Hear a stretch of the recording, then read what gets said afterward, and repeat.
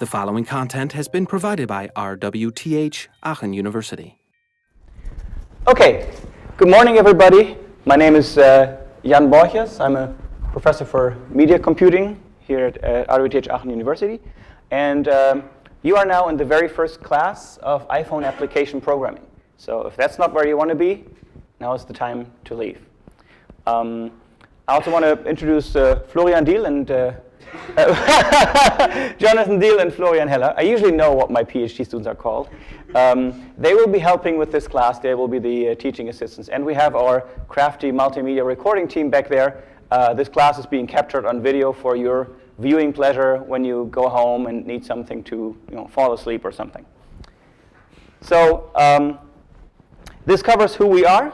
There's a bunch more people at our chair. So if you do come up there and you're looking for these guys, you might run into some other people. We're about 10 PhD students right now, so beginning to be a fairly sizable group.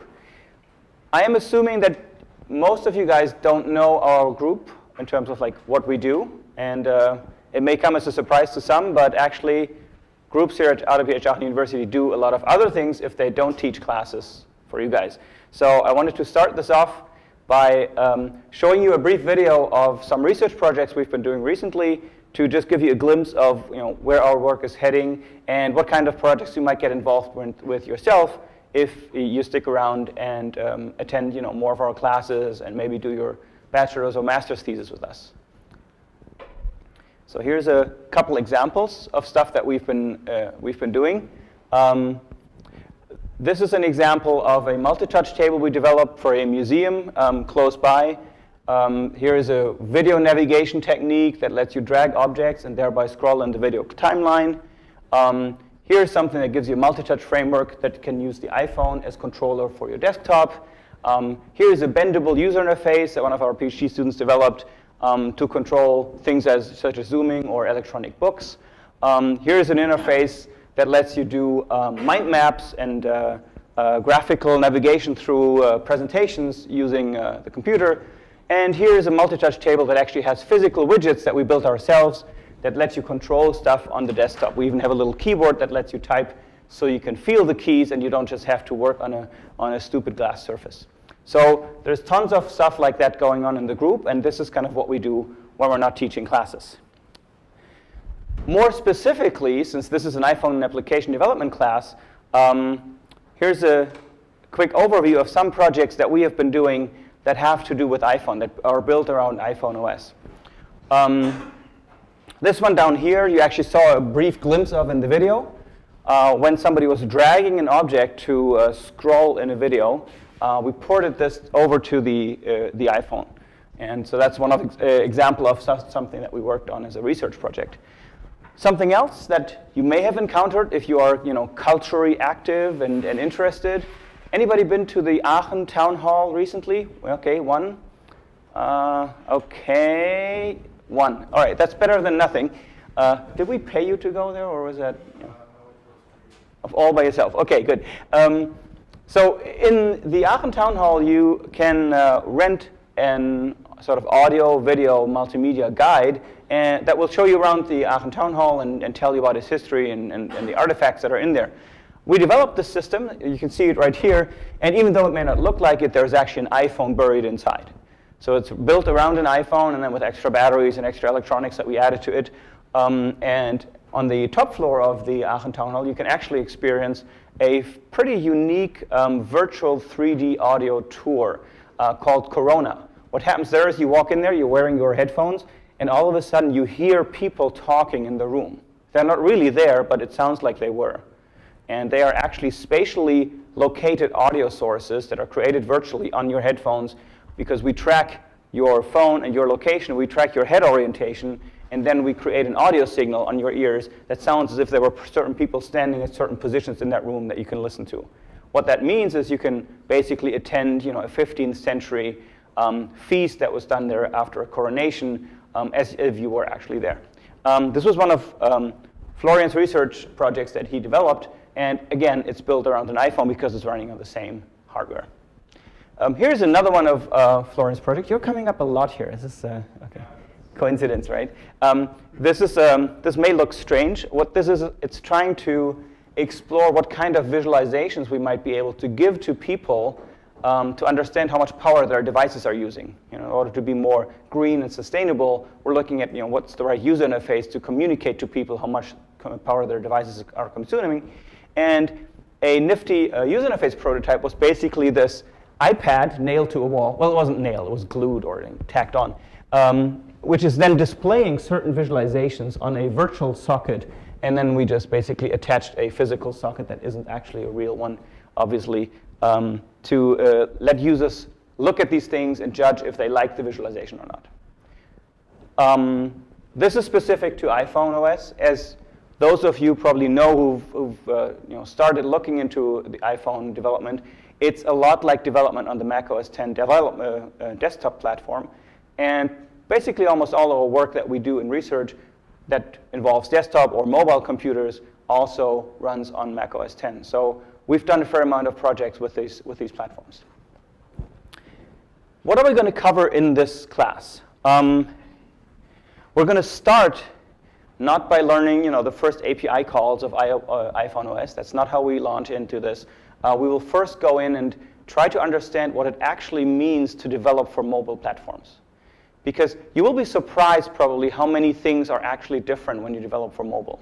Not just from a technical perspective, there's limitations, but also from understanding what people actually want to do on a mobile platform. It's very different from what people want to do when they work on the desktop.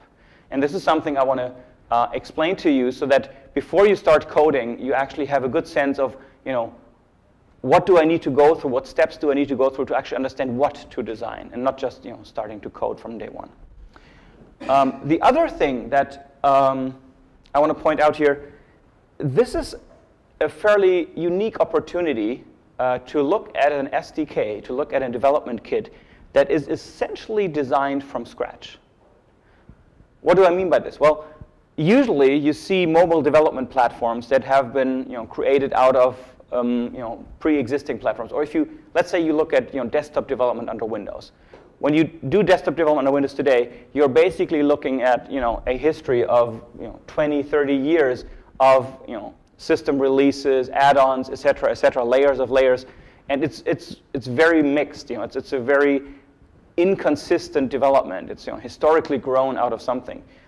With these mobile platforms, and iPhone OS is one of these examples. Android would be a different one, obviously. This is actually a pretty new, freshly designed environment, and this means that modern design patterns have been applied, software design patterns that are actually very nice to see in these SDKs. So you can see how people design an actual framework today if they have the chance to basically start from scratch. And this is quite interesting to see because it applies more modern development practices than what was available 20, 30 years ago. And then this also means, if you've looked into software engineering or software development, you've probably heard about design patterns, ways to write your code, to structure your classes, et cetera, to make certain things happen. And we can see these software engineering design patterns here applied in a real-world framework. So it's quite interesting to see that. And of course, these are sort of also showing you that this is not just a programming course. If we just did a class here that taught you API after API, that would not be a university level class. So what we're trying to do here is to give you also a sort of higher level view in between so that you understand what the iPhone OS represents and what it is an example of in terms of software architecture, development practices, and things like this. And of course, we're also going to try to have a lot of fun working on iPhones and just seeing cool apps being designed. So here are the class topics that we will be going through. And as I said, we won't be launching into, this is the API, here's the code from day one. We will start today actually by reviewing a couple design principles for mobile applications. Like I said, this is quite different from developing on the desktop. Then we will launch into the basics of how do you develop for the iPhone. We will then go through various parts of the iPhone SDK, controllers and dialogues, the view controllers and dialogues, various input techniques. This is obviously a big new field for mobile development because you're not working with mouse and keyboard anymore. You've got, What kind of input do you have on a mobile phone? Yeah? Finger. Finger, okay. Touch, actually multi-touch, right? What else? Voice, okay. There's much more stuff going on. Aha. Acceleration sensors, right? That's also an input device if you look at it, because the user, manipulates the phone and that creates data to process in your application. Other examples? GPS, exactly, and not just GPS, a whole location framework that aggregates data from GPS, from Wi-Fi cells, from mobile phone cell towers, all these kinds of things, depending on what situation you are in. If you're indoors, you can't use GPS, but it will still give you a rough location by finding out, what GSM cells are close by. So all these things are input techniques that you have to consider for a phone, right? So this is going to have a fair amount of new stuff. Networking obviously is important. Clearly, these devices are, virtually almost the first ones that are considered to be always online. And multimedia processing. So, how do we deal with video? How do we deal with graphics on a device like this? An important thing that is kind of coming back to haunt us computer scientists after 2 or 3 decades is performance tweaking. For the last couple decades, you could basically say, I could spend another hour optimizing that rendering routine, or I just just wait 3 months and buy a faster computer and it's going to be taken care of.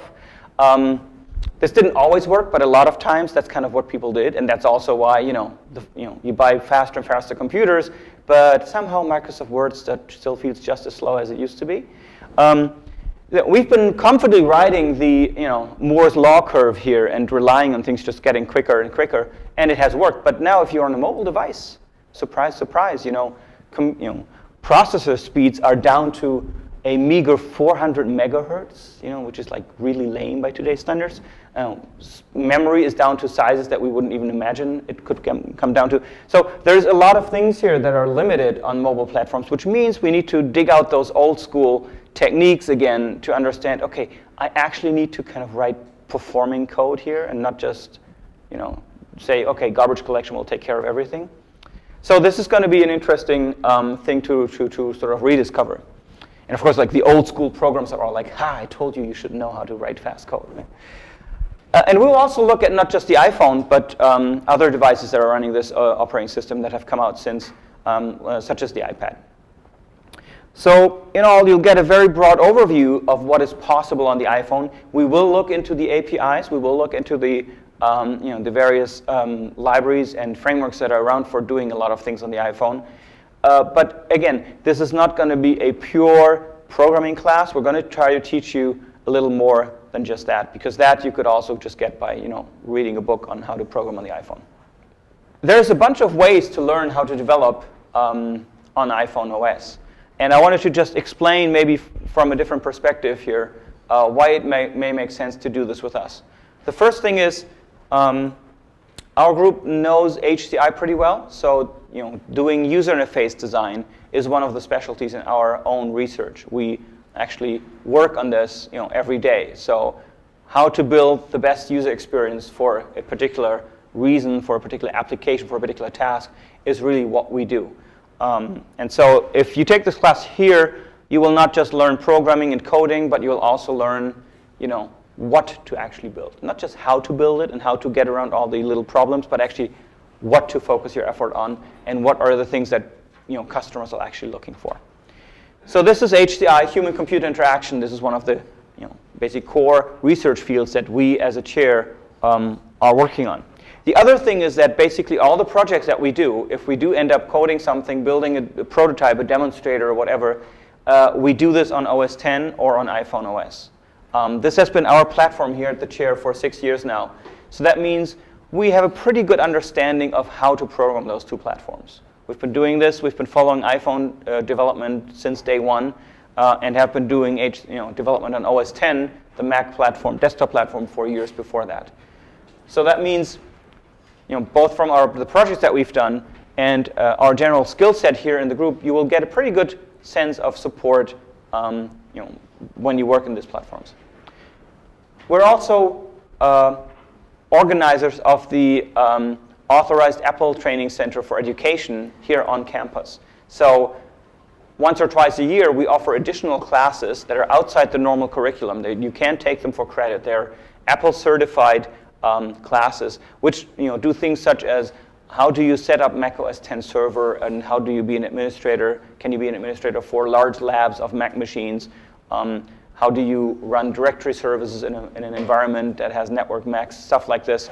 Those classes are up on the AATCE website. Just Google for, I think it's aatce.rwthaachen.de. You'll find the classes that we offer there. But that means that we also know a fair amount of, about this part of the game.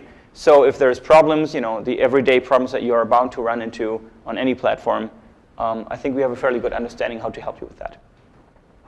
The class that we're teaching here now in its second year, when we did it the first year, it showed up on iTunes U, this platform that I just talked about, to be among the top 5 ranked downloads, which was pretty remarkable, given that we were trying to make our way in there with the likes of MIT, Berkeley, Stanford, etc., being around and offering their catalogs there.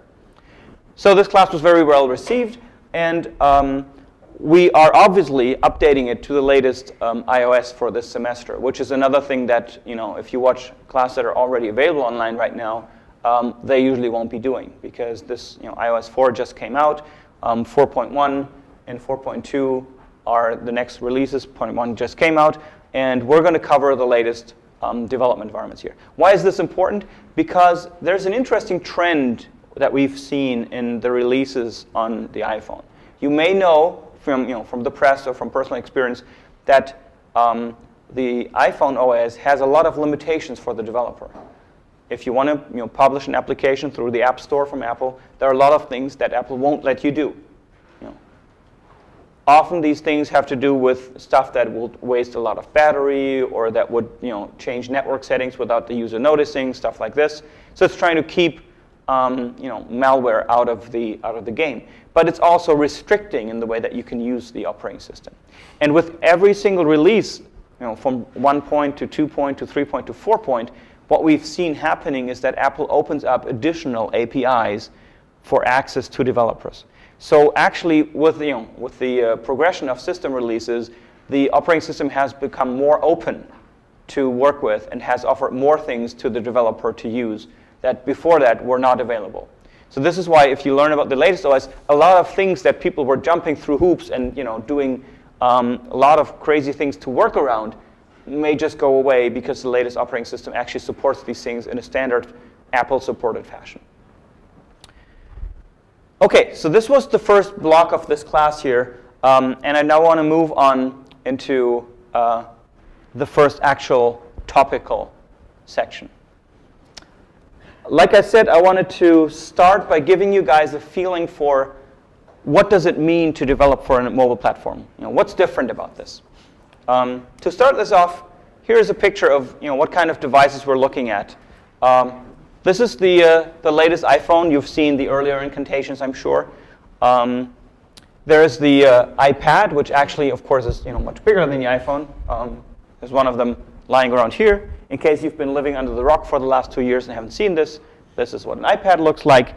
And there's, of course, also the iPod Touch, which is usually a little more sort of in the within the reach of the average student budget, because you don't have to sign up for a T-Mobile phone contract.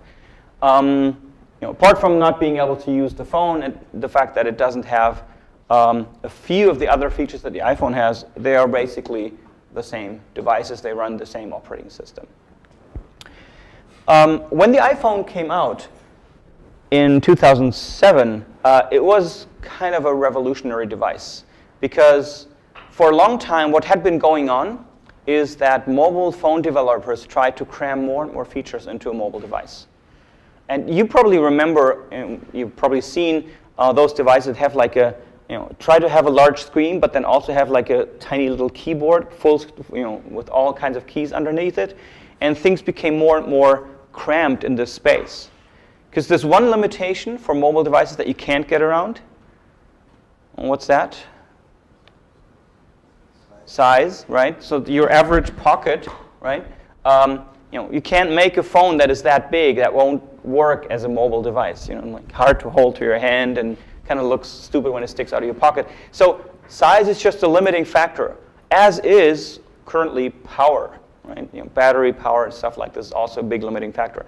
But size, let's talk about this for a moment. If you only have, kind of like that much space, ignore my hand here, I'll take your phone here. He's got an iPhone 4, check this out. So if you only have roughly that much space for what you want to do, if you, use this for display and this for keys, that's a really tiny keyboard and it's a really tiny screen. So both of these are suboptimal, right? So what Apple basically did, if you think about it, is they said, well, let's just forget this whole key business. Let's just forget the hardware keys completely. With that, with the exception for a few, home buttons and kind of like, volume controls up here in the on-off switch, there are no keys on this thing. So everything is happening on the screen. What that means is you get two benefits from this and one big drawback. The two benefits are, well, tell me, what are the two benefits? Think about it. What does it mean if I change to a virtual keyboard from a physical one? More handy. More handy? Why?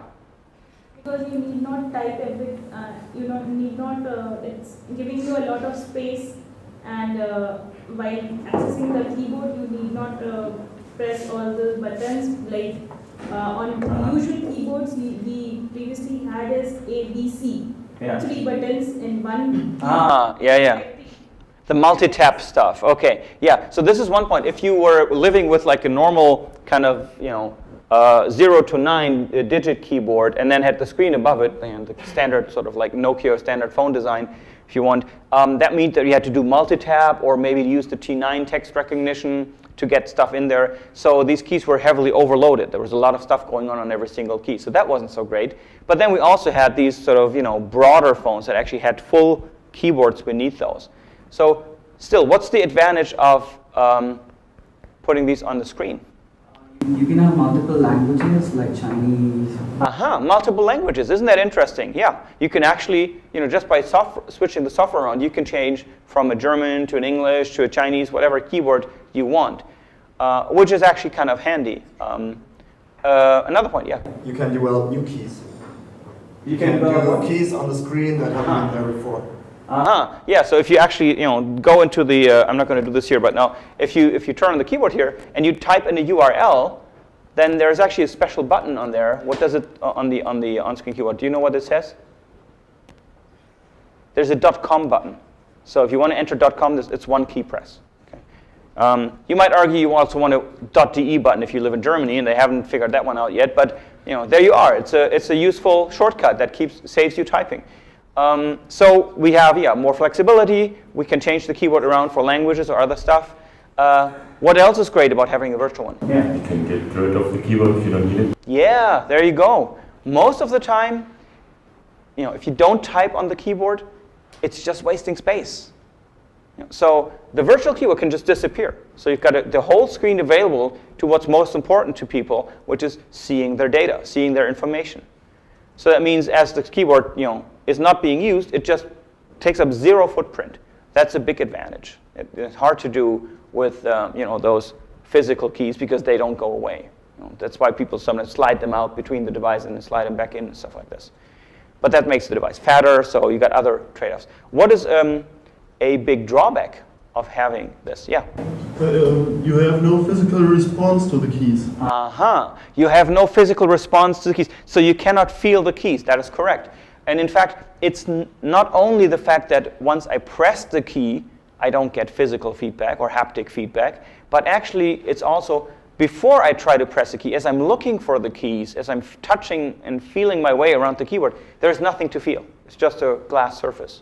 Remember the video I showed at the beginning with the funky transparent plastic knob on the desk? This was exactly addressing this problem. That if you are on a multi-touch surface, whether it's the iPhone or it's a multi-touch table, there is nothing to feel. There's just a featureless glass surface. And so this is a big issue because if you've ever tried to type eyes-free on an iPhone, that's not going to work very well. You drift off. Could you close the door, please? Thanks. You drift off the keys very quickly because you can't feel them. They're not there. Yes? But in most of the phone, we also have a tactile actuator, so we got the feedback. Yes, and this is, he's saying there is a tactile actuator, so you can, like, as you press an on-screen key, it can go bzz and give you a little haptic feedback so that you can feel the key. Is that what you mean? Yep. Yeah, so that's taking care of part of the problem. Once I press the key, I get feedback. That's good. It's a good idea. But before I press the key, as I'm feeling my way around and I'm looking for the right key to press, there's nothing that I can feel. You know what I mean? And there's, if you take this keyboard here, even this is not a great keyboard, but I can tell that there's a button here without seeing it, right? I'm not looking at it right now because I can feel it, and then I can press it. And this doesn't work on here. I don't know where the button is. Talk to a blind person. They will tell you in quite clear words what the problem is with these. There are other reasons, by the way. There was a very recent research paper that I just heard about that actually blind people often prefer touch screens because the virtual layout of all the controls means that they can be made very consistent across applications. Interesting little tidbit. So we have this big drawback that there is no haptic feedback and no sort of pre-feedback, no haptic exploration of the surface. So anyway, this means that a lot of things change, right? This was what the iPhone introduced, and whether you think it's a good idea or not, obviously a lot of customers thought it's a great idea, and a lot of consumers bought this thing. And you've seen probably the rest of the phone market, scrambling to catch up with this and rapidly designing their own full-blown touchscreen devices, including the big Android market, but also others. So in a way, you could say, this introduced multi-touch to the masses. This was what kind of like the big revolution from an input device point of view. Here's another little tidbit that I would like you to make a guess on. You know the iPhone, when it originally came out. You know the iPad. If you think about, let's say, the first month of sales, okay, first month of sales after launch, which of these two devices was sold more? Who believes it was the iPhone? Okay, 1, 2, 3, 4, 5, 6, 7, 8. Who thinks it was the iPad? 1, 2, a lot of people. I guess you guys are reading Ars Technica, aren't you? Yeah. I found this a very surprising news tidbit that I just saw the other day on Ars Technica. It's from a different source, but they're linking to it. The iPad, the iPhone was sold about like 1 million devices in its first, what was it? Quarter, month, something, doesn't really matter. The iPad in the same time sold 4.5 million devices, which is kind of weird if you think about the fact that most people or most reviews were saying, I don't know exactly what this is good for. It seems like people are saying, I don't know exactly what it's good for, but I want one anyway. Right? So, in fact, it looks as if, and I'm just quoting this online source, we're going to give you the URL for this, you can check it out later yourself, but it looks as if the iPad has the fastest adoption rate of consumer products, consumer devices ever. It was faster than DVD players, faster than any other electronics consumer device as it was introduced. The iPad got picked up so quickly after its launch, which is kind of interesting if you think about it. So anyway, we're seeing that this OS, the iPhone OS family here, is really introducing has introduced a new paradigm into mobile computing quite clearly. Now, let's talk about some of these characteristics of these devices. We've already talked about the fact that, sorry, I'm going to give you back your phone here. I might need it again, so. Screen space is limited, right? There's not a lot of space here because the thing has to fit in your pocket, it has to fit in your hand, it has to not look entirely stupid when you hold it to your ear. So you're limited in space. This is one thing. And by the way, these things that I'm going through here also apply to other mobile devices, right? So, if you're into Android, the same things apply. There's no difference. Memory is limited. Okay, so we're talking about memory size here, both in terms of RAM, but also in terms of flash EEPROM, so the persistent storage. Something a little more subtle, because it's not just a technical feature, but it's actually a user interface design feature that comes out of these limitations, is users interact with one app at a time.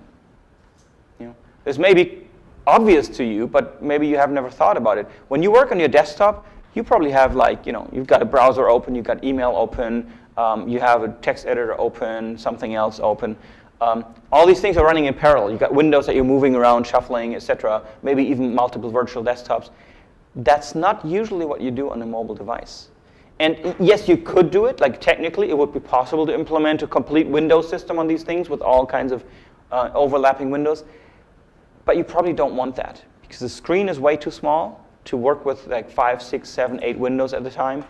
Processing resources and memory is limited, and it would not be maybe the greatest experience to do that. But also, when people work with a mobile device, they're just in a different mode. They're just in a different mental mode of what they are trying to do. For example, as you're working on your desktop, you may be doing some research for your, your term paper, and you've got, a PDF open here that you're looking at. You've got your text editor open here. You're looking something up on the web here. Wikipedia running on all these things, and you're browsing, crisscrossing these applications. This is not something you would want to do on the mobile device, because all of the things that I've just talked about require a lot of display space, a lot of real estate to look at stuff, a lot of switching between apps, etc. High-speed text input, which mobile devices are not great at anyway. So you will probably not be doing a full-blown research of your latest term paper on your iPhone only, right? So these devices are used in other ways, and I'll get back to that in a minute.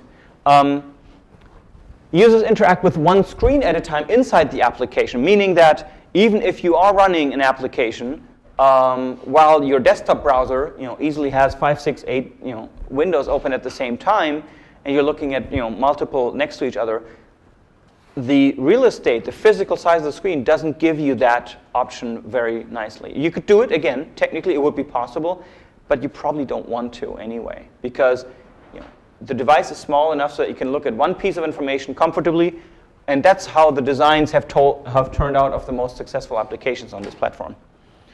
On-screen help is also quite limited, simply because if you have a desktop environment, there's always room for putting up a manual page or something like this next to your main system.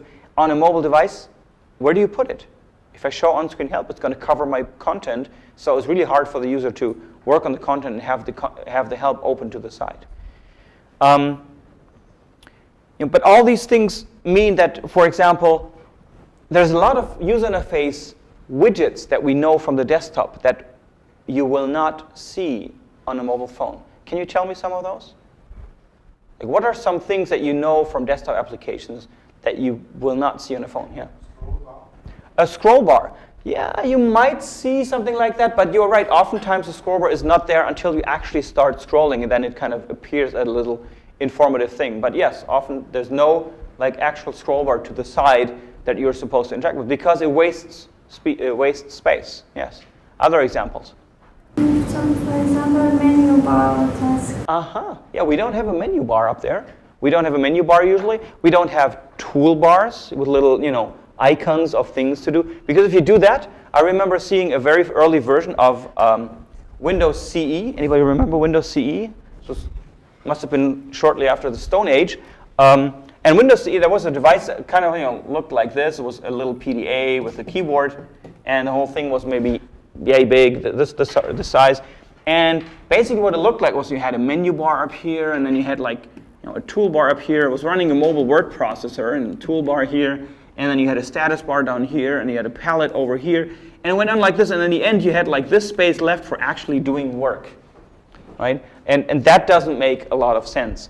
Yeah, so it's kind of like the scribbly thing in the middle was the stuff that was actually being used for productive work. And if you only start out with a screen that's 640 by 480, that's not a good option. Right? That's not a good way to work. So this is very different. We don't have these kinds of things inside these options. We don't have a lot of space for showing people something on the periphery of their attention too. So what is stuff that you use that alerts you peripherally? Not your main focus, but you've got stuff going on that runs on the periphery of your vision, of your attention on the desktop. Some examples? Anybody using IM here maybe? Yeah?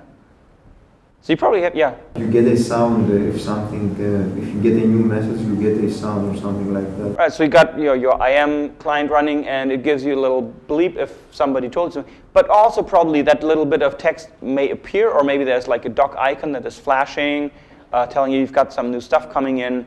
So again, there is not a lot of space to do this on a mobile device. Sound you could probably use, and in fact, if you're in some applications, they will still alert you via sound that something else happened. But there's not a lot of space for putting docks or badges or information like this. So the only thing that you have available for like peripheral status information on a mobile device, what is it? There's a little space on every mobile device that's used for this kind of peripheral status information. Very easy one. How about you? This is the adrenaline shock that I talked about, right? Okay. There is a bar in the top which shows the signal. Exactly. The status bar, right? At the status bar, we get, okay, do I have cell phone reception? How's my battery doing? What time is it? Maybe is there an alert coming up? Stuff like this. That's the only space that's being used, and it's really, really tiny if you think about it. That is used for information that is not about the frontmost app that's running.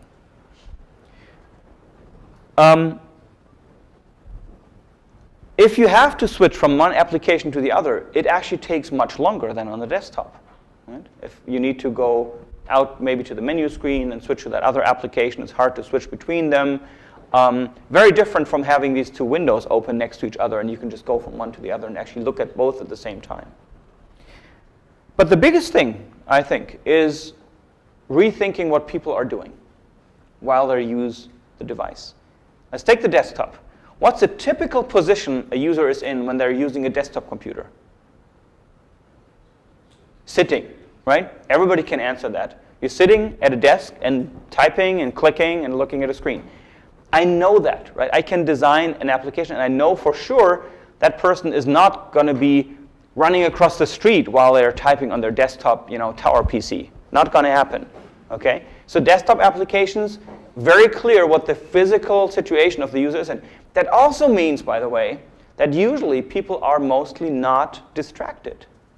Okay? While you're sitting in front of your computer, the computer is able to catch pretty much your attention for most of the stuff that it wants to do. So it's easy to design an application because this is a very, very constrained setting. We know we've forced the user onto a chair. He's looking straight at our screen. That's basically his focus of attention. And he doesn't have to worry about a bus running him over any minute. Yeah? Not usually at a desktop. Laptops, getting a little more tricky, right? Laptops, usually still you're looking at it and you're typing and you're focused, but then maybe you're using it on your lap in an airplane or whatever. So there's different situations here. So those high-end glossy displays that are all the craze for desktop machines where you can perfectly control the lighting situation don't make that much sense on laptops. Sorry, Apple. Bad idea. A glossy screen on a mobile laptop means that you're going to see reflections of yourself. You can use it for shaving as a mirror, or you're going to see this other person sitting next to you, but not a great design because this device has to be used in all kinds of situations. But still, the user is interacting with the keyboard, maybe a touchpad, and looking at the screen. So still it's also pretty clear that they are still sitting. Okay, maybe lying in bed and watching, How I Met Your Mother, but it's kind of limited, right? Now take a phone. What's the typical physical situation the user is in when they are using a phone? We don't have much of an idea. In fact, it's probably not sitting at a desk in their office.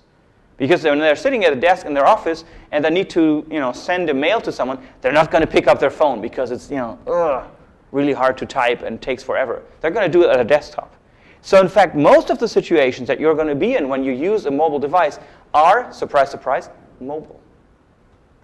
So that means users can be, walking along the street, or they can be sitting in a bus or on a train or not on an airplane, I guess. They have to turn all things off and stuff. But they may be doing all sorts of things. Maybe this is probably more for the male audience here, but maybe you've even witnessed the somehow sad picture of somebody standing at a urinal holding their phone in one hand and well, not having their other hand available for typing, let's say that, and taking a call, or SMSing. So all kinds of situations getting a call, hey buddy, where are you right now? I can't tell you that, So there's a very, very varied context that people are in. We designed a mobile tour guide once for the city of Regensburg a couple years ago, and it was a game that you were playing. You were running around the city, chasing hints, getting localized information via GPS and all kinds of things.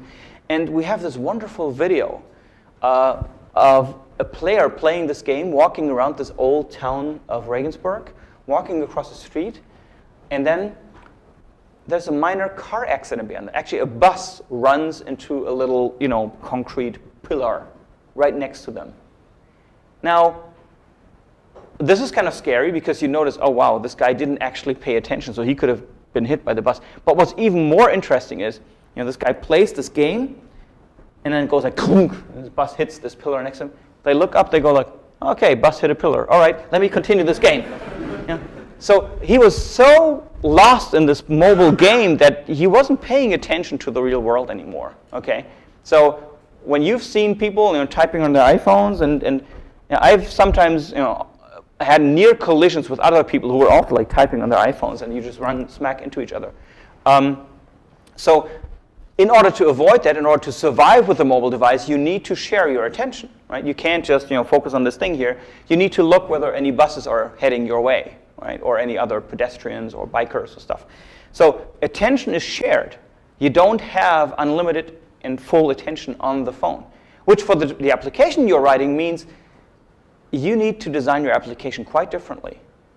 You need to be very straight, very accessible, extremely intuitive, very low cognitive overhead. Don't bother the user with too much information and too many details and too many options. Make it simple and let them get to that one task they want. So this is an important thing, and we'll get back to that when we look at some design rules for mobile devices.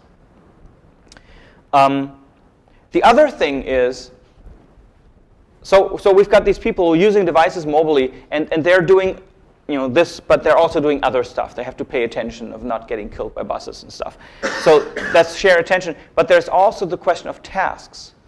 When you are at a desktop and you're starting up your photo application, you want to do all sorts of things. You want to create new albums and publish them to the web and send them off via email or burn them to a disk or whatever, tag all the pictures from your last vacation with the right location information and crop them all to a different size and whatnot, and do color balancing, etc., etc. When you have your pictures, you could do all that on a mobile device, technically, not a big problem. Okay, maybe the computer process in there is a little slow, but you could write a full-blown photo editing app on an iPhone. But boy, would it suck. And would it be useless too? Because that is not what people want to do with their pictures on the move. Why do people bring up their pictures on the move? They want to show them to friends, right? Look, this is my last vacation. Look what I could afford, right? They want to maybe, go through a collection and maybe throw away a picture, but that's already pushing it. And in fact, when you launch, for example, the photo app on an iPhone, you can't create new albums. You can't do like advanced photo editing, stuff like this. There's basically no editing. There's only look at your collections. Everything else, Apple is basically telling you, you better move to a laptop or a desktop, because this is not the right device for that task. And this is what I'm talking about when I say task limitation. Really, you have to rethink your tasks. And there is one thing, I think when we start out as computer scientists, there must be this one day where a guy walks up to you and gives you this secret injection that you don't notice. And from then on, we are infected with this dangerous illness called featureitis. Whenever we write software, we think, I could put in that other extra feature. Yeah, let's put it in. It's like, good idea, let's put it there. Maybe users use it, and if they don't use it, it doesn't matter. It doesn't do any harm. So featureitis is a huge problem with software on the desktop, right? Look at what you can do with Microsoft Word these days. You probably can cook you a meal, too, if you look for the right menu. But on a mobile device, featureitis is the total killer. If you overload your mobile app with stuff that is not supposed to be there, that people don't really need in a mobile context. It's going to clutter the interface. It's going to make it more complex. People are going to get lost inside subscreens and stuff. They don't have the unlimited attention because, remember the buses going by? And this is not going to be a success. What you'll find is if you look at most of the successful apps, the built-in apps, but also the stuff that third-party developers have created, a lot of them are really limited. And I want you to look at these applications next time you work on a mobile device and look for what's not there. Think about what kind of features are not there that you would take for granted on a desktop equivalent. What have people left out? Because that was a conscious decision not to put that stuff in there. So peripheral use and task focus are two things that are just in the nature of mobile use, and they also mean that you need to design your applications differently. Now, let me take this time to do a really quick poll here of where people are coming from. How many of you are students in Bachelor of Computer Science Informatik? Now, why did I talk about DIS1? Because we have a couple of rules of interface design that we developed in DIS1. And those who've taken the class will remember these. Let me go over these real quick, and I want you to think as we go over these.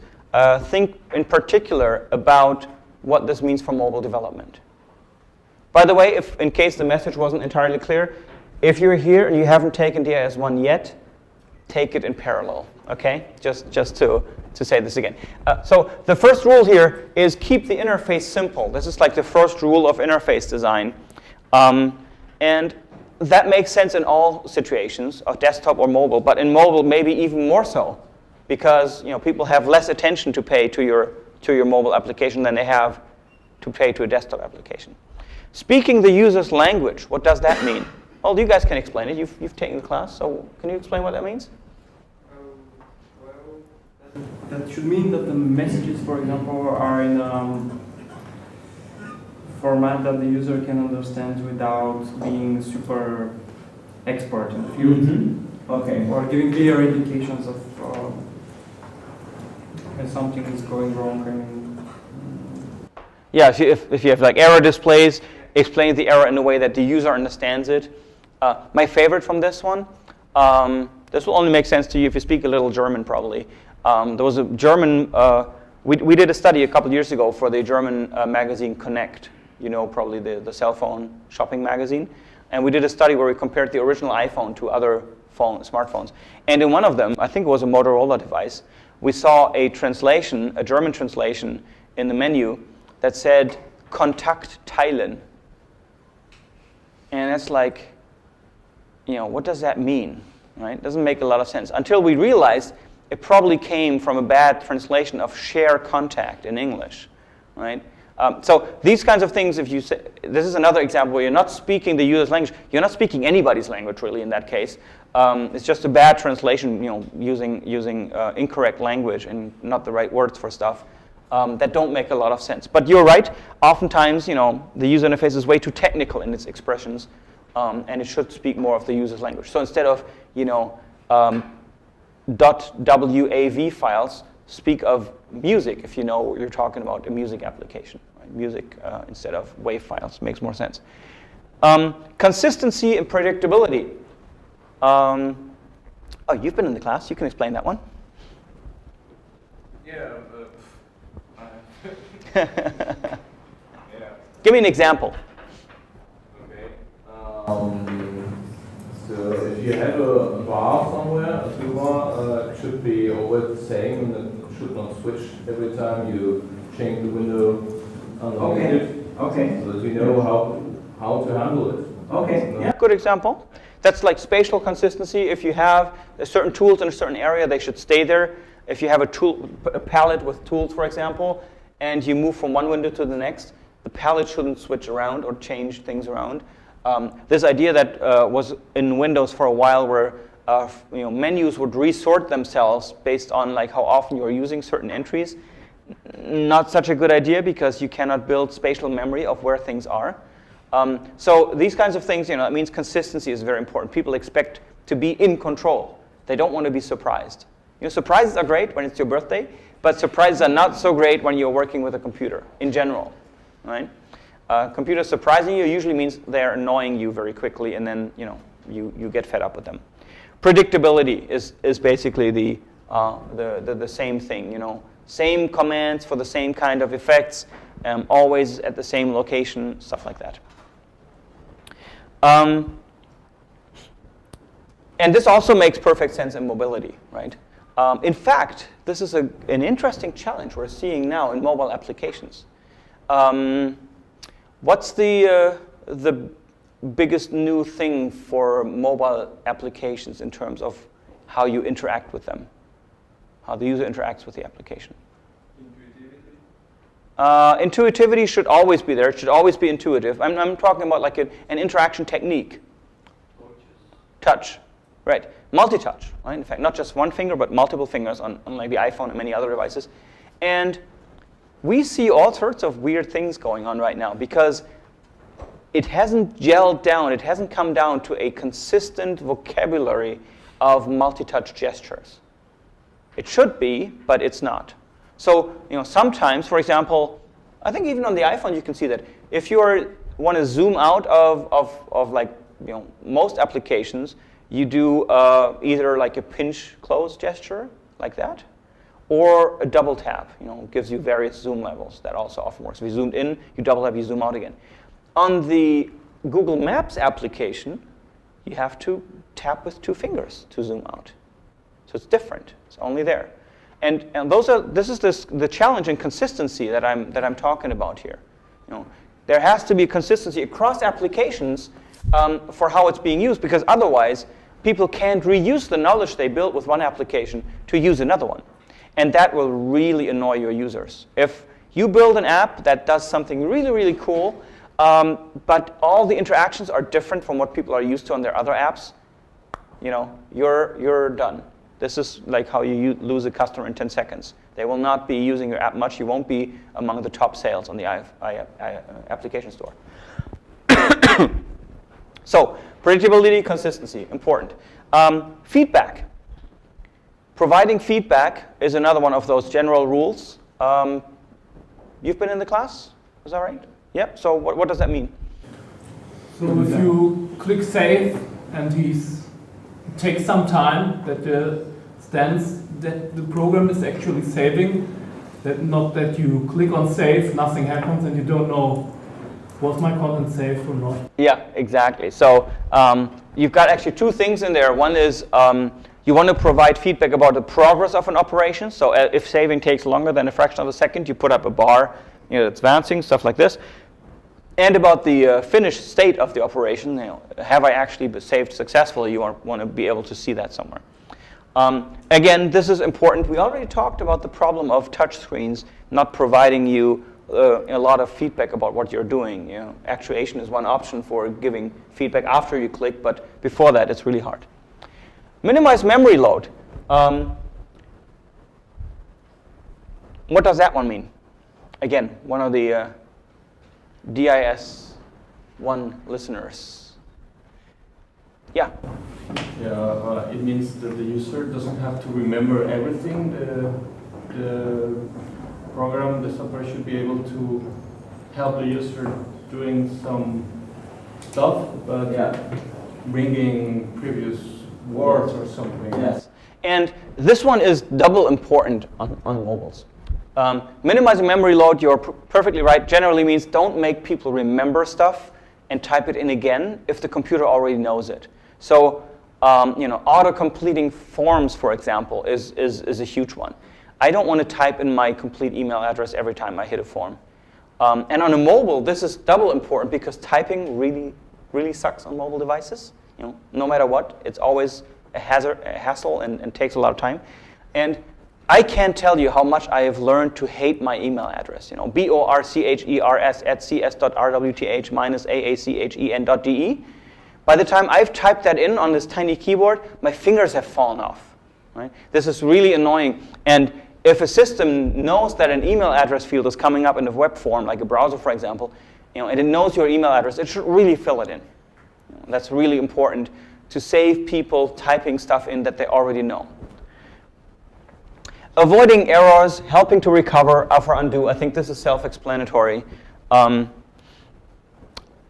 In a lot of situations, on a desktop even, you don't want to run into an error. You know, if you can at all, then don't let people type in something random if all you need is a date.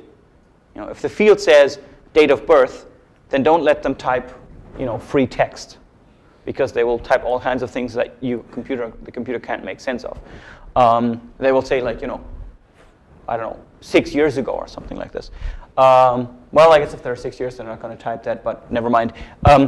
Avoiding errors means basically limiting the interface so that people will make the right choices automatically. They can't make too many mistakes. If they do make a mistake, allow them to recover very quickly, and ideally offer them an undo function. So there's two things here. First of all, undo or you know, avoiding errors is really important, because remember, people are distracted when they're using your mobile app. They are doing other things. They're trying to survive in the urban jungle, right? So that means you need to make sure that people don't run into mistakes. Don't, you know, for example, more than once, I've, you know, carried my iPhone, done something, then the bus came, I needed to get on the bus, and by the time I was in the bus, it said, really delete all these emails? And I'm like, no! Because, you know, I tapped some button because I was holding the phone in the wrong way. This happens, right? So you want to make sure that people don't make drastic mistakes while they're using your application, and just expect them to be, you know, paying less attention. That's just, you know, something to keep in mind. But there's another catch here. Undo is, you know, fairly easy to provide in the desktop environment, but we see a lot of struggle with undo on the mobile platforms. Why do you think there is a problem with undo on a mobile platform, with providing it in the right way? Yeah? Memory, I think it uses a lot of memory to remember what was the previous stage. So one thing is certainly that just, you know, technically keeping a very good undo history around, like, you know, endless undo, which, you know, is really nice on the desktop, you know, where you can step back as many steps as you want, actually takes a lot of memory. That's a good point, yeah. But even simple undo is often hard to find in an application, in a mobile app. Why?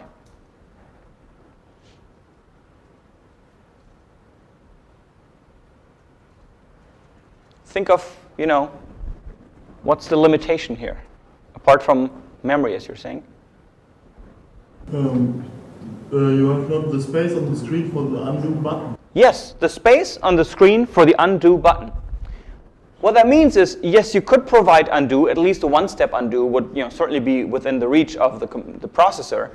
But it means that you put another thing on the screen, and you limit your really, really limited screen real estate further. And so that's also why, for example, providing feedback is actually harder on a mobile device, because you can't put, you know, all sorts of toolbars and stuff on the screen because they limit your real estate so much.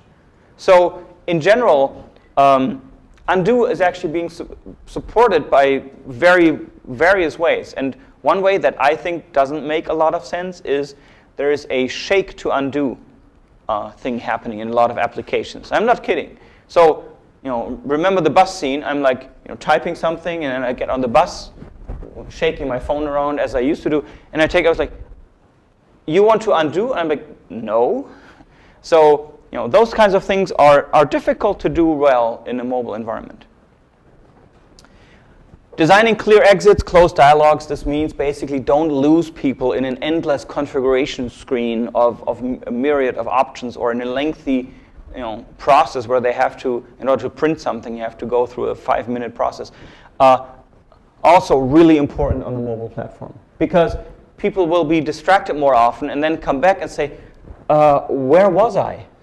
Right? They need to understand when they look at the screen and it's limited, where am I in this application? What am I doing right now? Am I editing a picture, or am I, you know, deleting an email, or am I reading one, or am I writing one? What's going on?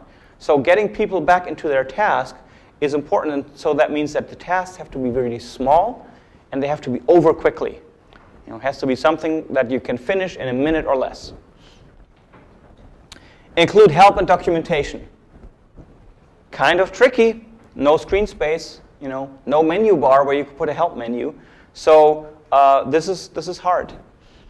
In fact, one of the things that have been quite controversial on the application platform on the iPhone is where settings for applications are kept. Where are settings kept for the application? You know us, right? Yes, in the general, what's in the word?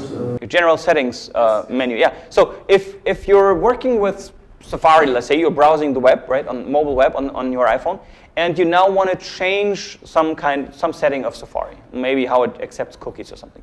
You have to actually get out of Safari, press the home button, go into the settings application, go down to the Safari tab, and hit that, and then change the setting. Then you have to quit the settings application, go back into Safari, and continue browsing. That sounds really, really difficult, doesn't it? And a lot of people are really annoyed about this. But what's the reason why Apple did it this way? Well, if they put a settings button, it means a less surface for browsing the internet. Same thing. Otherwise, the option would have been that every single application would have to waste some screen real estate for a settings button. And they didn't want that. So that's why all the settings are basically collected together from all applications, even third-party apps, not just the built-in ones, even third parties will have their settings under this settings menu. Now you will see that some apps work around this. They say, well, maybe their settings are so important and accessed so frequently that they are really more like a program feature than an option that you only set occasionally. And they will often have buttons that actually lead you to a settings page inside the app. But this is not standard design guidelines as Apple suggests them, because you're wasting screen real estate for that settings button. Yeah. As far as I know, Apple differentiates between configuration options and settings. Yes. It's telling you to put the configuration option into the application. Yeah, so you can put certain things in there, and like I said, it depends on what you think is, is this really something people will access all the time, or is it something they only need to access very, very occasionally? And that often seems to draw the boundary, right? But as soon as you start putting these things in there, you need a second screen, you need some way of navigating there, you're going to waste some screen real estate. And the final one is offering shortcuts for experts. Give me an example for this from, you don't even have to have heard DIS1, you know what this means. Give me an example for a shortcut for experts from a desktop. Yeah, shortcut for application, or what do you mean? Keyboard shortcuts. Keyboard shortcuts, yeah, more like when you press a button and you get to trigger a menu. Shortcut for an application, yeah, I would give you that one as well. If I can say, instead of going into the program menu, I can launch this right from the desktop, yeah, that would also be right. But I don't mean the literal shortcut here from Windows. I'm talking about just a quicker way to issue a command in general, okay? And yeah, this is one example. The Windows shortcut is an example of this. But another example would be the keyboard shortcuts that you can press to issue menu commands. Any ideas where there are shortcuts on mobile devices, maybe on the iPhone or others? Okay. For example, multi-touch gestures. So yeah, instead of pushing a button or something, you can just make a gesture on a multi-touch display, and this will do. Okay, so some gestures are used as shortcuts. We'll get to some examples in a minute now, where you'll see some of those shortcuts being put in. But it's actually a tricky business. Here are some examples from actual applications. This is Osmos, Osmos HD actually on the iPad. Great game, great time waster. You basically move around and you try to become the biggest blob in this sort of soup there. And what we're trying to point out here is how it tells you once the level is complete, and you're interacting with all these things on the screen, once the level is complete, how do you move on? Well, it shows you a tiny little finger coming in here. This is animated, and with two finger tap. So this is trying to tell you what the gesture is to continue in the game. This is one way applications have been addressing this question of how to provide feedback without being too obnoxious. Another example, this is the Notes application right from the iPhone or iPod. On the left-hand side, you see a list of notes. On the center, you see what happens when you tap on, for example, the second note. You get this, this detailed view of the note. And there could be more lines of text in that note. If you go back to the overview, and instead of tapping on this line, you slide over it from left to right, the delete button appears. And then you can press delete, and that means you have deleted the note. Now note that this is not visible anywhere in the UI. Did you know about this? Yes. Oh, okay, you're good. I didn't. Florian told me yesterday that this actually works. I had no idea. This is why we put this in. This is a wonderful example for an expert shortcut that is available, but you will not find it anywhere. It's not obvious. It's not indicated in the UI anywhere. So yes, it provides a shortcut for experts, but you really got to be sort of an expert of the kind that tries to wipe over random things on the screen to discover it. Right? So this is a problem with visibility, right? It's not very visible that this shortcut is available. The other problem with this one, and those of you who have heard DIS1 know that I really can get excited about these things in a negative way. If you do this slide and you wait for 3 seconds, the delete button goes away again. So here's a time-based interface, and if you listen to DIS1, you'll learn how bad these are. Time-based interface, not good. Remember that one. Now, let's look at what it is like to be an application on the iPhone, what you should be doing. The iPhone is in a very app-centric environment. People do stuff inside apps. Now you might say, well, on the Mac or on the Windows desktop, I do stuff inside applications too. Yes, but there's also the desktop or the Finder, and that doesn't really exist on the iPhone. There is no way to handle documents, to copy and paste documents back and forth and move them between folders. Does not exist, which is really weird, both as a user when you're used to a desktop and also as a programmer when you're used to users being able to copy stuff back and forth. It doesn't exist in that way. So an application also is usually not this monster that can do everything, but it will usually try to do one thing, one task, and support that one task really, really well. So I mentioned this before. Apps are really limited in what they're doing, and this is by design, not just because of limited system resources, but it's by design because we don't want apps to become these monsters. So if you take the Notes application, what you cannot do here, for example, is insert a picture. Any reasonable Notes application on the desktop would let you include a scan or a photo or an image that you pull off the web. Not here. It's just text. You can't even format the text. Can't even do bold stuff. Nothing like that. It's really, really limited, and that's by design, because this is all we want the user to, we want to support the user with in this particular task, so they don't get confused by lots of options and menu items. The other thing that is really hard on the mobile device, and this differs between platforms a bit, but not so much, data is stored per app. So the notes I'm writing here, do not expect these to show up for you as a developer in a standard file system of the users with a username and stored under the name that the user picks, and then some other app can just access that. That's not how it works. Every application, every app stores the stuff itself. By the way, quick excursion here. 2 things or 3 things I've noticed. I was in New York last week, and if we talk about like the impact of the iPhone and stuff like this, it looked to me like in downtown New York, you're not even allowed to walk along the sidewalk if you don't have an iPhone. That's what it looked like to me. It was really crazy. Everybody has one. It's nuts.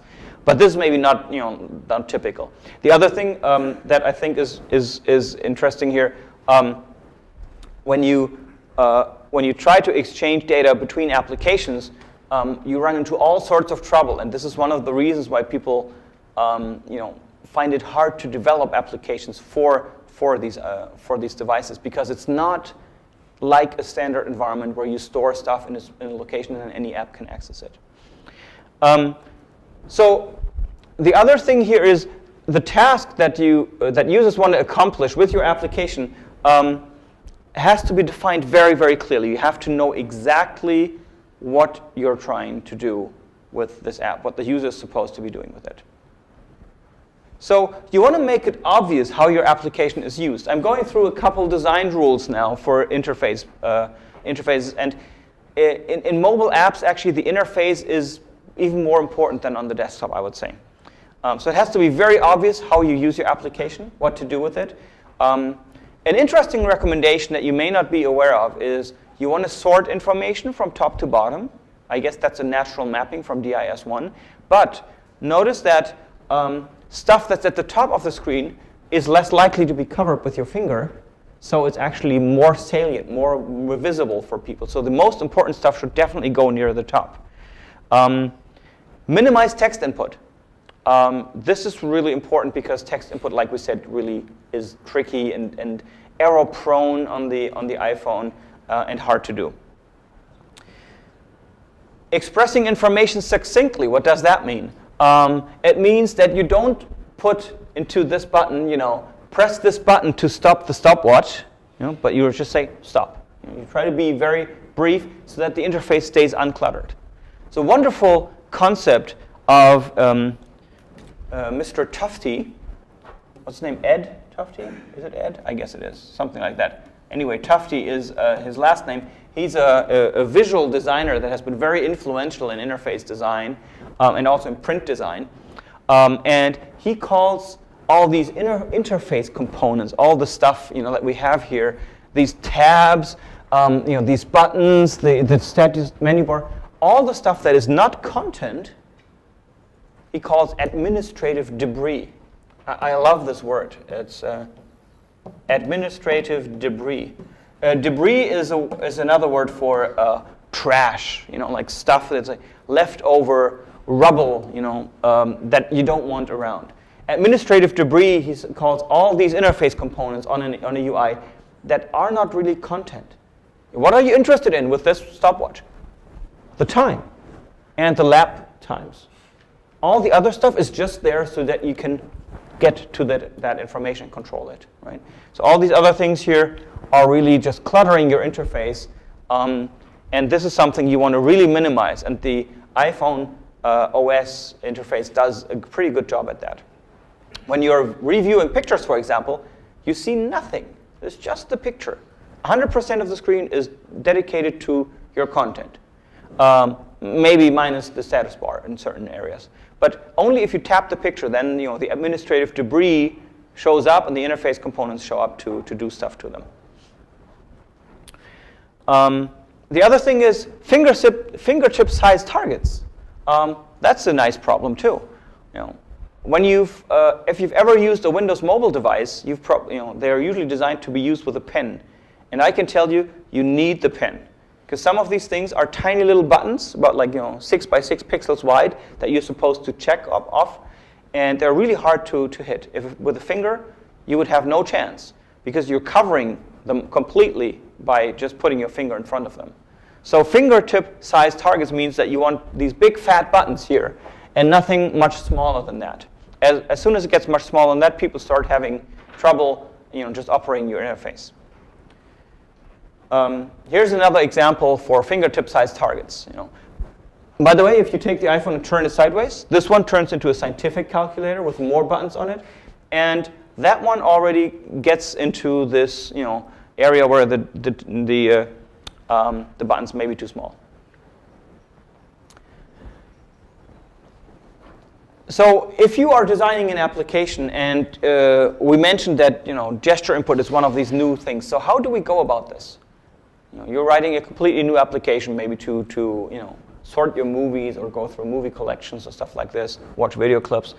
How do you use multi-touch interaction? Well, like I said, there is no completely established standard set of rules yet, across devices and cultures, etc., to use these. So you'll have to sort of make these up, but you don't want to make them up yourself. You want to follow the standard gestures that Apple has defined. And if you use very complex gestures, you want to help the user to understand them. Here are some examples. This is Apple's recommendation list of gestures that standard applications can use. Tapping means basically it's the equivalent of the mouse click. Okay, that's an easy one. By the way, notice one really, really important thing that we have on the desktop that is missing from the multi-touch input on the device, Any idea what that is? Right click. Okay, so there's no right click, correct? Yeah. There's another thing. Yeah.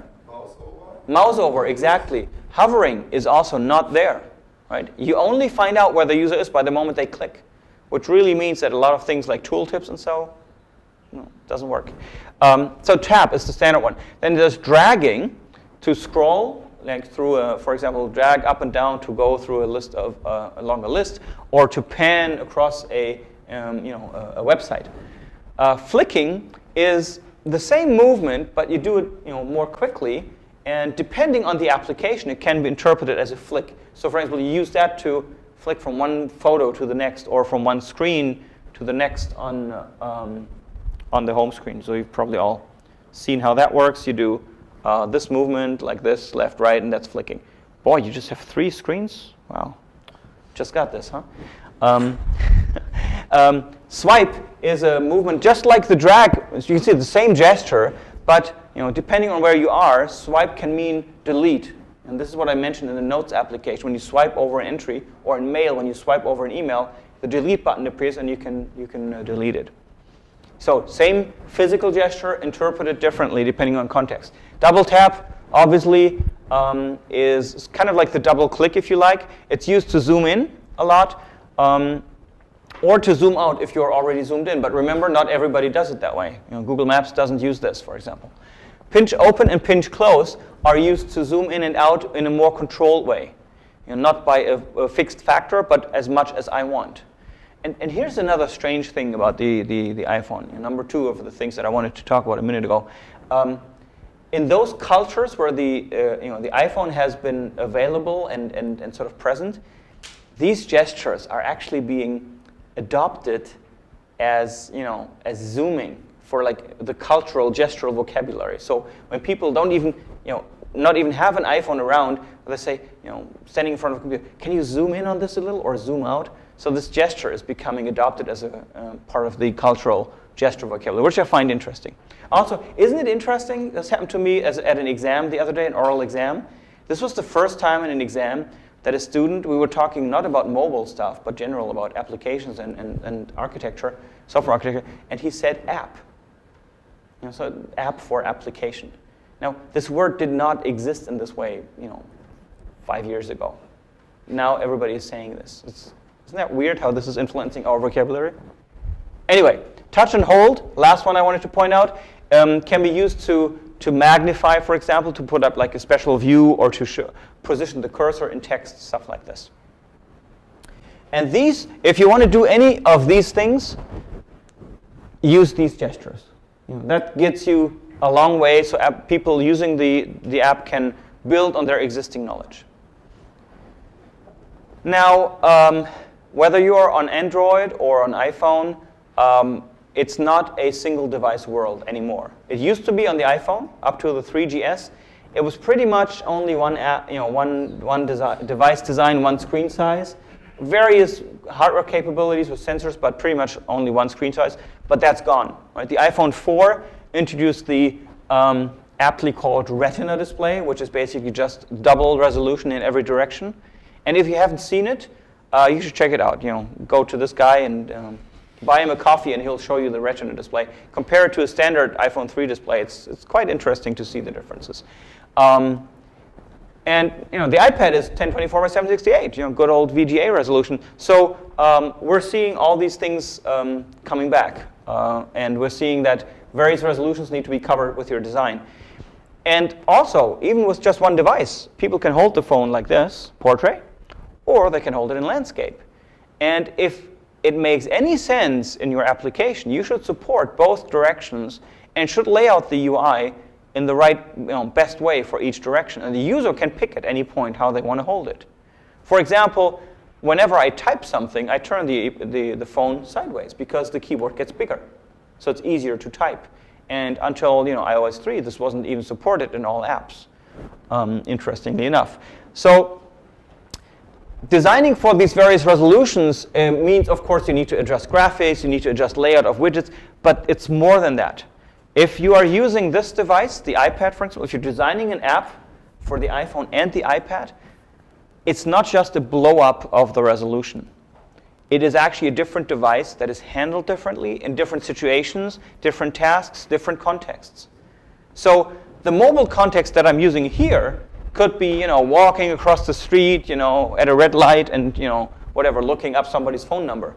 This I'm probably not going to hold in front of me as I'm walking across the street. That's not how this is used.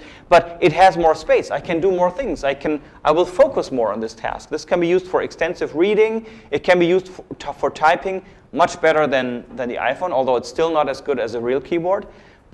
So the tasks that you support with these two should be different. Here's an example. I want to show you this. This is the desktop client in Mail, right? We've shrunk this down, but this is what your desktop client, Apple Mail, looks like. You can do anything what you want to do in a Mail client. Check out what it looks like on the iPhone. On the iPhone, you only have the way to browse your mail, to answer it, and to sort it into mailboxes. You cannot create, for example, a new mailbox. You cannot do smart mailboxes. You cannot do advanced searches. It's very limited.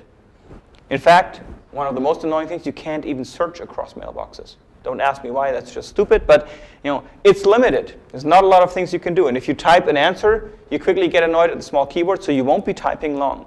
In fact, I found that people use the signature sent from my iPhone as an excuse for brief answers. I think I'm going to change my desktop signature to sent from my iPhone, and then I can type really short answers, and nobody will find it annoying anymore. And here it is on the iPad. It's kind of a mix between the two. It's actually, while on the iPhone, there's a separate screen for the inbox overview, for a single email, and for a reply. On the iPad, you have a sidebar here, and this is actually a very common interface design pattern on the iPad, a sidebar of stuff here, and then a core area of working with one of these things over here on this side. So it's a completely different interface. It's actually merging two screens together, the list box overview and the detailed view of a single email. And so you can see how this is different from other things. You can even, if you want to see an overview of your mailboxes, you can have these drop downs. If you click on Inbox and drop this down, you guys actually can see these here. This is kind of like a separate, different view of the same interface. This was the difference, by the way, between landscape and portrait, right? So this is landscape, where this is always there. Whereas in portrait, they're saying, well, we're going to give you all the space for the email, but if you want to see that list, we'll drop it down. So you can see, this is not just a rotation and some scaling. This is really a different UI, even for portrait versus landscape. It's a really different layout. iPhoto, another example. Here's iPhoto on the desktop. Lots of things you can do. Here's iPhoto on the iPhone. All you can do is look at your albums, open one of them, see an overview like this, and then go in and browse through, back, forth, or autoplay. That's it. And you can share. You can send that to somewhere. But, that's pretty much it. There isn't much more to do. You can't even delete a picture on the iPhone. How weird is that? Here's the sharing options that you get when you click on that sharing button. You can use it as a wallpaper, email it, or assign it to a contact. That's pretty much it. So this was just to give you an idea that you need to think about these various form factors. Now, what happens when applications start and stop? You might say, well, what's the big deal? Launch and we're there, right? As quickly as possible, I guess. But there's more to it. An app should, whenever you launch it, it should, of course, launch quickly so that it provides a fluid user experience. And on the desktop, I launch Adobe Photoshop, and I go and get a coffee. And that's okay. I know Photoshop takes its time. It's a complex application, and I'll be back after a minute or so, and then it will have launched. But when I'm on the bus, at the bus station, I know the bus is going to be here in 2 minutes, I just quickly want to check what the weather is like on the trip that I'm going on. When the weather app takes a minute to launch, that's not good, right? It's a simple task. It has to be there immediately. So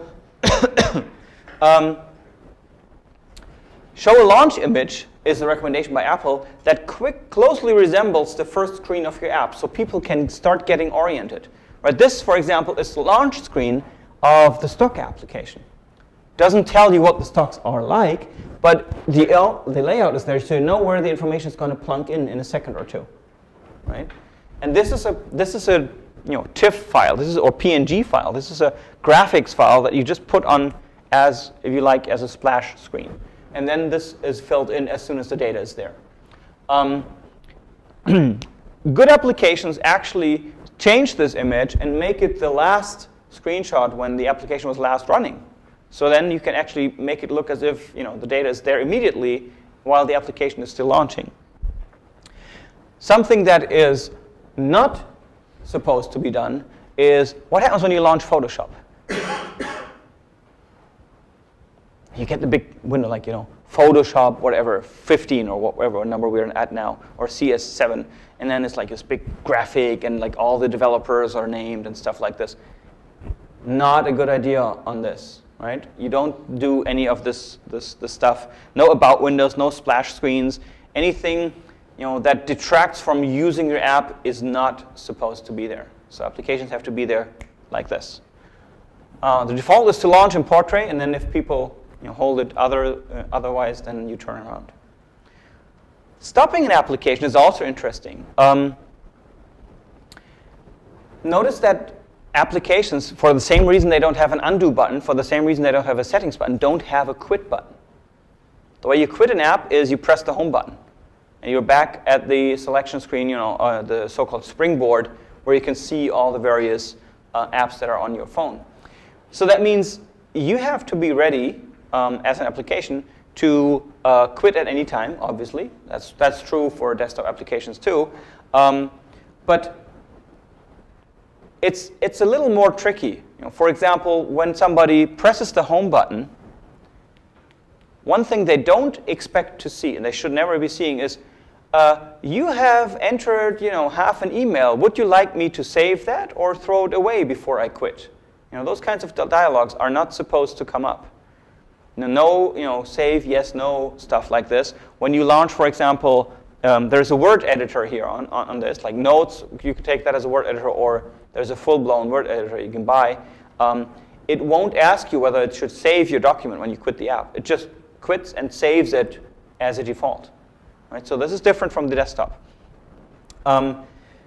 So when your application is quit, this can happen anytime. You need to be ready for it. As inside your application, you need to make sure that you save all the status of the application at the finest level of detail that's possible, down to the cursor position.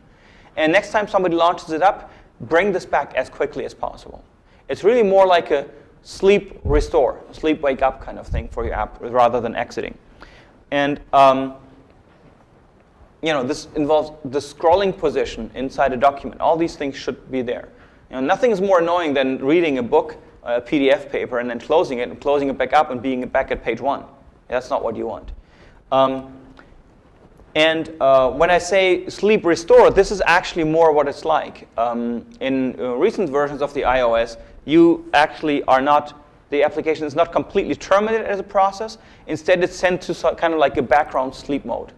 So when users press the home button, the application keeps its memory footprint around, but it's kind of, instantly frozen into a state where it can quickly launch from that again. So that's sort of what happens to you in the background. This changes a lot of stuff with respect to how you program your application and how you use it, by the way. But we'll get to that once we go through the APIs. There are a few application styles that Apple is differentiating to help you place your application, understand what it is that you're trying to do. What are these three? Productivity, utility, and immersive. You can already see productivity is about something where you are organizing things, managing a lot of detailed information. You are organizing data often hierarchically. For example, mail would be one of those, where you've got your box and your list of mails and then your actual current mail that you're reading. You're organizing this list of stuff, or you are adding or removing items. In this photo application, we can also see how this hierarchical flow is happening. Contacts will be another example, long list of contacts that you can then edit or delete and stuff like this, or send away.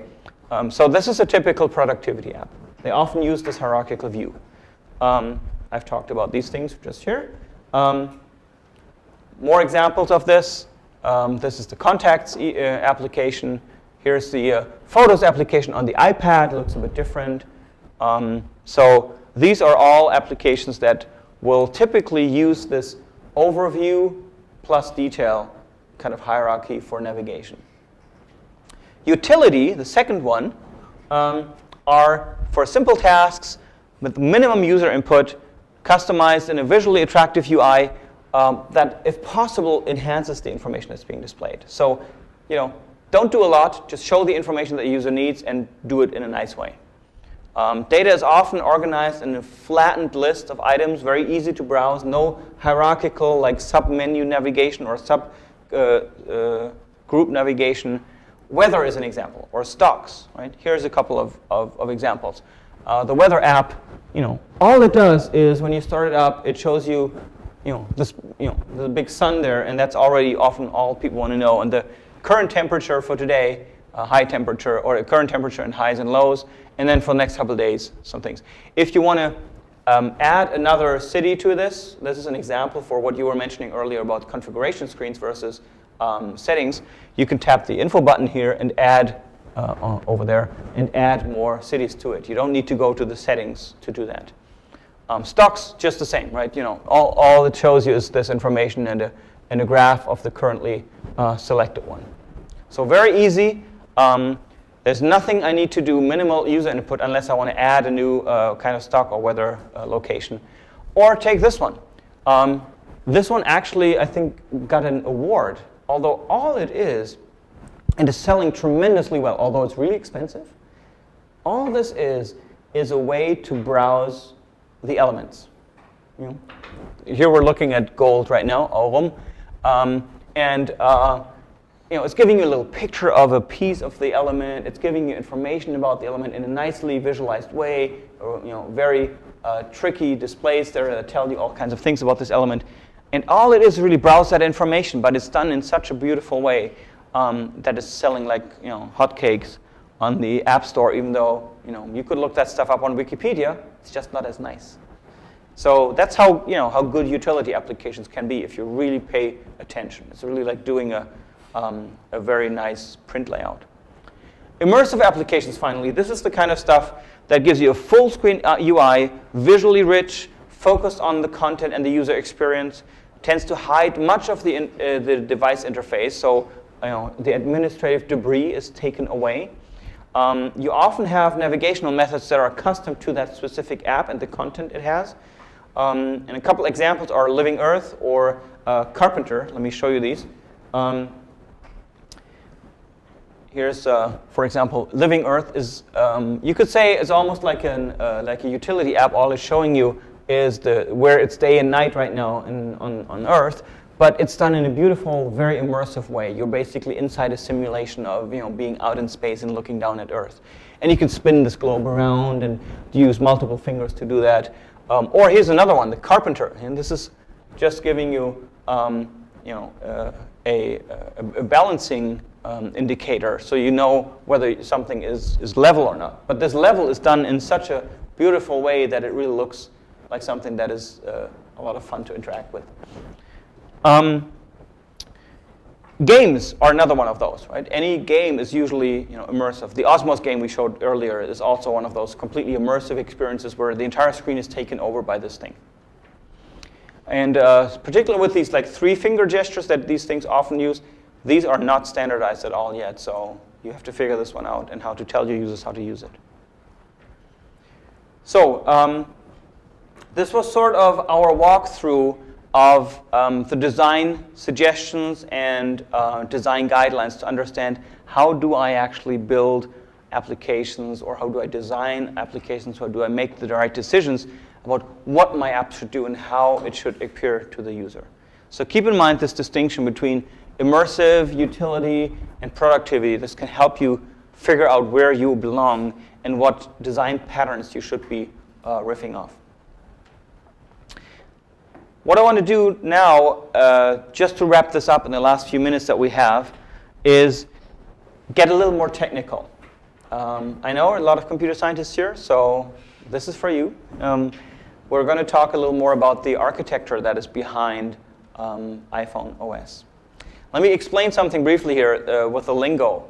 iPhone OS is the name that refers to all the various versions of this operating system that are out there, starting from iPhone OS 1.x, 2.x, 3.x, and even 4. If you hear the term iOS, that refers only to version 4 right now, and probably going to be also the name for later versions. So iPhone OS means any version. iOS is currently just version 4, the latest one. Just in case you're confused. If you're on the desktop, then this is what your development looks like. And as I told you, the roots of the iPhone operating system lie in Mac OS X. Mac OS X itself is basically at the core operating system, essentially Unix. So the kernel and low-level system methods are written in a Unix kernel. And on top of that is the so-called core services layer, which provides low-level services in the language C. So if you access that, you're down to writing C code. Above that is the media layer, which provides you audio, video, animation, all these kinds of things. These are partly used in C or in Objective-C, the object-oriented extension of C that you use to program the iPhone too, and which we'll get to in the next lecture.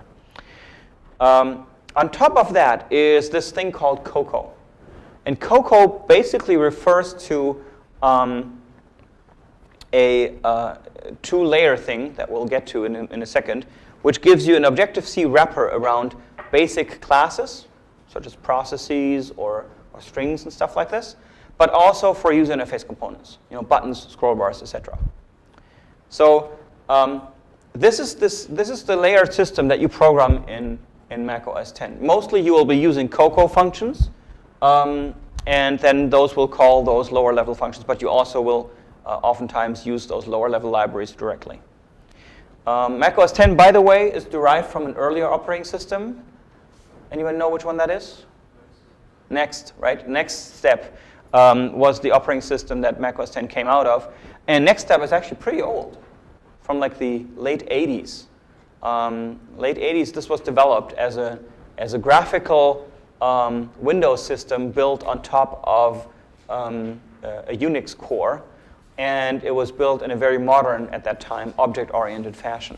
And that very modern approach has actually helped it carry through to today's Cocoa design and also the stuff that's running on the iPhone. So we're looking at a very old operating system at the core, Unix basically, which is rock solid and very nice for us open source people to work with. But on top of that, you have a graphical user interface management system that is object-oriented. Now, if you look at what's happening on the iPhone, you might say, well, how does that translate? There's the core OS, the core services, media, Cocoa. Can we just take everything over? And we can, but not quite. We have to change one part in particular, or Apple decided to change one part in particular, and that is the top layer. The top layer is not Cocoa anymore, it's Cocoa Touch. Why just change the top layer? Well, because the biggest changes, the biggest differences, which I think has become clear now from this class, are between how you interact with a mobile device versus the interaction with a desktop device. The underlying principles of how you write code don't have to be that different. I mean, Unix is a pretty good base to start from. It doesn't crash all the time, fairly robust. The object-oriented toolkit that was built on top of that is also pretty well developed. So why not use all this stuff? Unix process models, Unix communication models, sockets, and whatnot. Why not build on top of all this, really solid stuff, and just replace the interaction layer, the layer that provides the technical infrastructure for building user interfaces? That's basically what we do. So the big differences in Cocoa Touch are, of course, there is no mouse, right? No mouse dangling off the iPhone. Instead, we have multi-touch input. We have no menu bar. We have the single window manager. This is basically the big change. Now, a lot of the parts that are beneath Cocoa Touch are not disclosed to the developer. This is in part different from what you get on the desktop. Why is that? Referring back to what I said earlier, because Apple wants to make sure that people can't write applications that suck the battery dry, change settings without the user noticing, or do other generally bad stuff, steal information from other apps, read out your contacts database and send it off to somewhere to use as a spam input. A lot of these limitations are in place. And there's also obviously a business question, right? Apple wants to make money from the App Store, and by making sure that the only way that you can legally and properly, I shouldn't say legally, but properly distribute your applications in an Apple-sanctioned way is through their App Store. It doesn't just mean that all users know where to find your stuff, which is great. It also means that Apple makes a little money off every single app that's being sold. Not that little, actually, 30%. So this is why a lot of the software services beneath this are closed down, so you cannot do certain things on the iPhone that Apple may not want you to do, for business reasons or for technical reasons. For example, you will find if you try to submit an application to the App Store that does full-blown video conferencing via 3G, and Apple will probably not let that through because they don't want that to be done because it overloads the 3G networks. At least until recently, that was their policy. It might be changing. I think Skype is still audio only, is it? No. No video. You use it? Yeah, it's audio only. Yeah, no video on Skype. And also, I think works only on Wi-Fi. Yeah, not on 3G. Again, think about this. Apple is, selling a phone with AT&T support or T-Mobile in Germany, and then should they offer an application that lets you place free calls over your flat rate data plan that mean you don't call people anymore using your, no, right? That's not going to happen. So anyway, technically, what does this look like? The Cocoa Touch architecture itself consists of two parts. There is, on the one hand, the UI kit. And UI kit is basically all the user interface elements, buttons, scroll bars, well, as far as they exist in Cocoa Touch. So, for example, the buttons that you press are part of this, or the sliders that you often see in interfaces in Cocoa Touch are part of this. The whole application runtime that makes sure that your application, launches and terminates correctly. This entire, background engine that is driving the application is part of this. Event handling, the functions for this are also part of the UI kit, and APIs for accessing certain hardware, such as the sensors, accelerometer, GPS, camera, these kinds of things.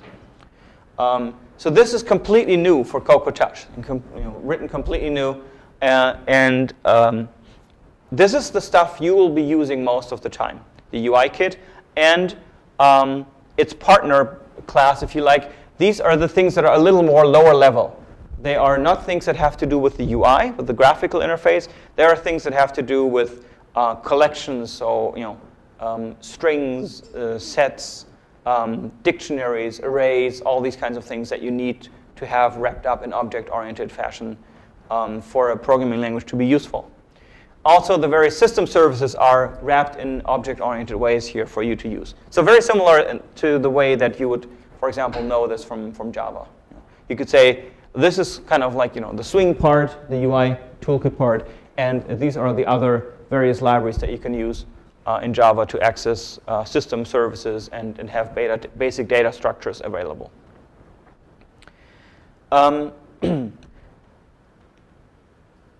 One of the most important things to understand when you're developing on iPhone OS is don't work too hard. Oh, maybe I should rephrase that. A lot of the stuff that you think you need to program to write a certain application is probably already there in the form of a framework. And frameworks on iPhone OS, similar to frameworks on Mac OS X, are much more than just a library. You probably know this from object-oriented programming already, but the days where you would just say, okay, what are the functions that I need to call on this thing, on this library, this is over, right? Today, if you use a well-made modern framework, this means that you need to understand the design patterns for which classes to create objects of, how to make these interact, and how to build them together to solve a certain problem. Frameworks are very powerful. They take over a lot of the work that you don't need to program yourself, but you have to understand how to use them. And if you use them, you get two benefits. Less programming work for you, and you benefit from all the advances that make it into that framework. Right? So it's already been debugged for you, so don't write your own map view to try to get data from Google Maps in a manual way. Just use the one that's there. It's the one that Google and Apple have developed for you. It's the one that works, and it's the one that's going to get updated as the iPhone OS gets updated. Plus, it's the one that users will know from other applications. So they will know how to interact with it. They will know how it works. They will know what it means, what it looks like, etc. All these things are already there.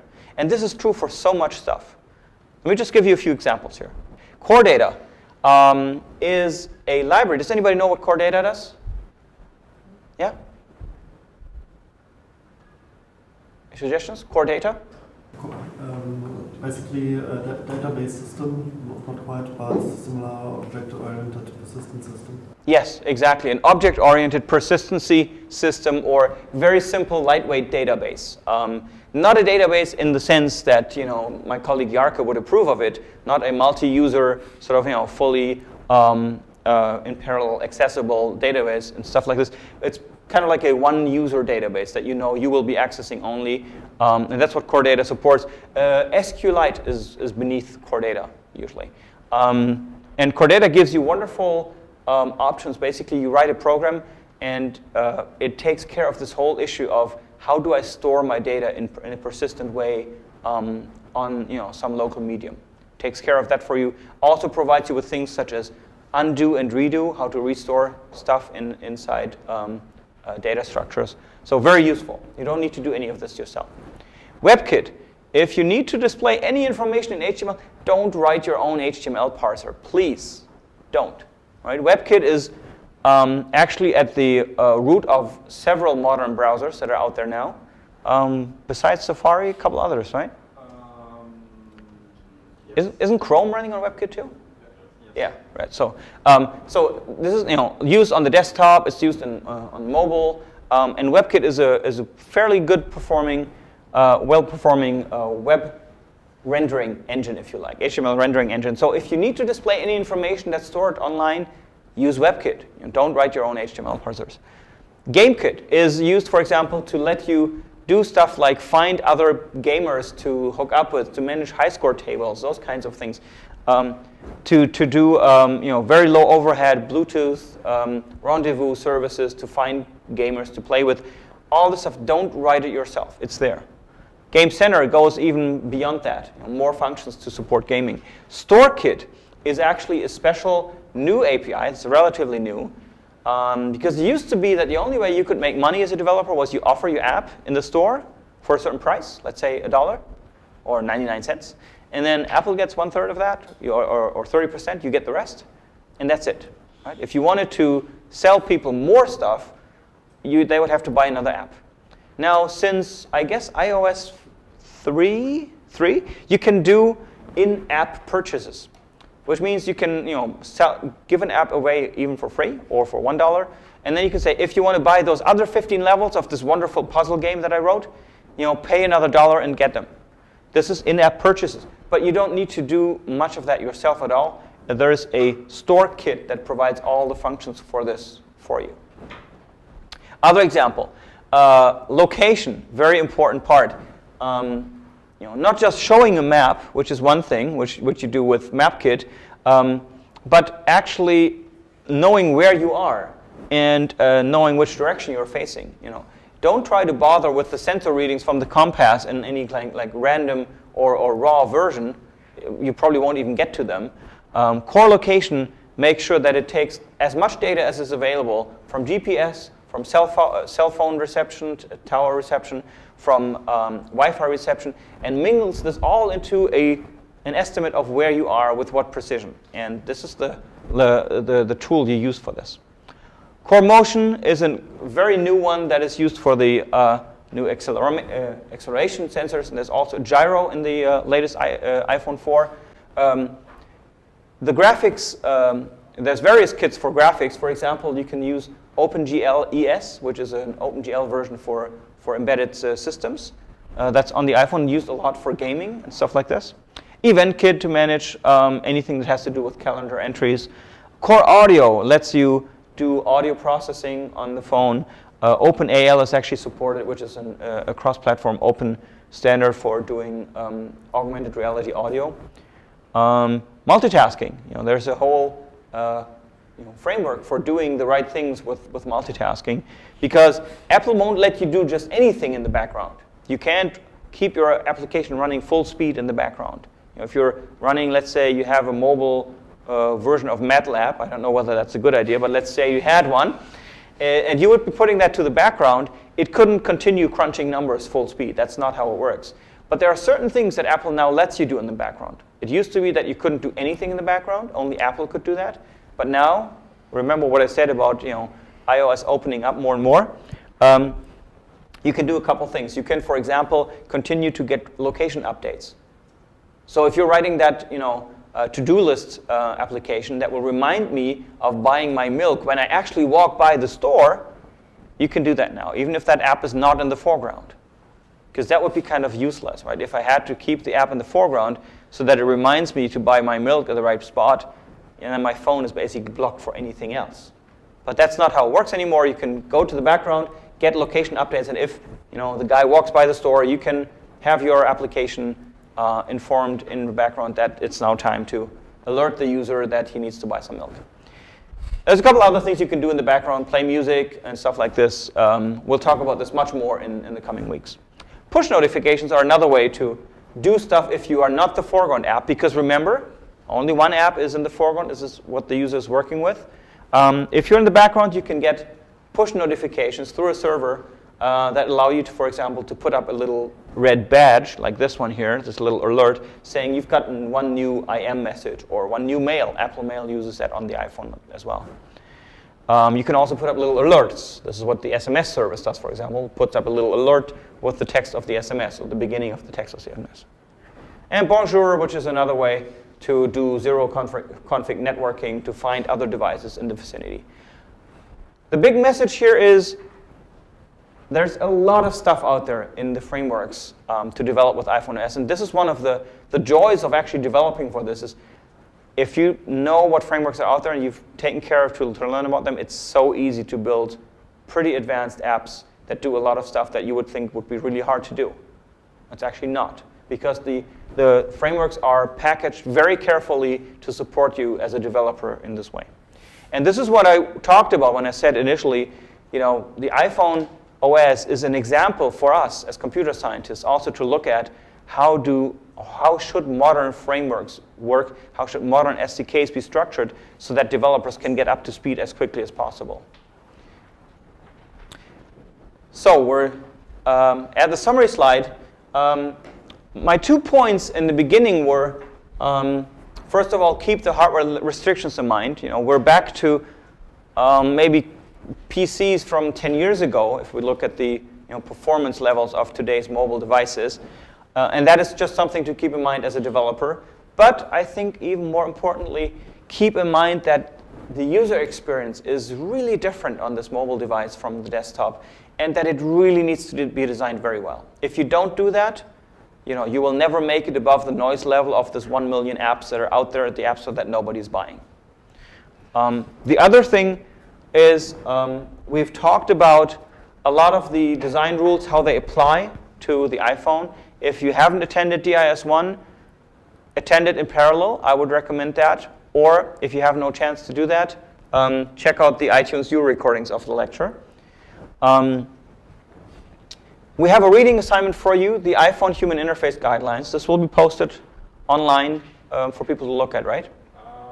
Yes, so actually you can access that through the Apple documentation, but since you're not registered yet, we'll post that to LSP. So post that so that people can find that.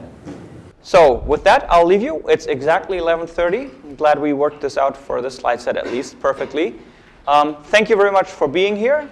Hope to see you again, and remember to do those sign-ups. We'll post the slides online as well. Thanks.